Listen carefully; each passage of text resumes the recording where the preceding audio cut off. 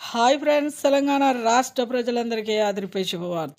ఆసరా చేయుత పెన్షన్‌లు భారీగా అయితే పెంచారు. కానీ పెంచిన డబ్బులు ఎప్పుడిస్తారనేసి ప్రతి ఒక్కరు కూడా వృద్ధుల నుంచి, వికలాంగుల నుంచి ప్రతి ఒక్కరు కూడా వికలాంగులు, హెచ్ఐవి, బీడీ, చేనేత వీళ్ళందరూ కూడా ఎదురు చూస్తున్నారండి. ప్రతి ఒక్కరు కూడా ఇన్ఫర్మేషన్ క్లారిటీగా అర్థం కావాలంటే స్కిప్ చేయకుండా అయితే వీడియో అయితే చూస్తేనే మీకు అర్థమవుతుంది. ఇక లేట్ చేయకుండా అయితే వీడియోలోకి వెళ్ళిపోదాం.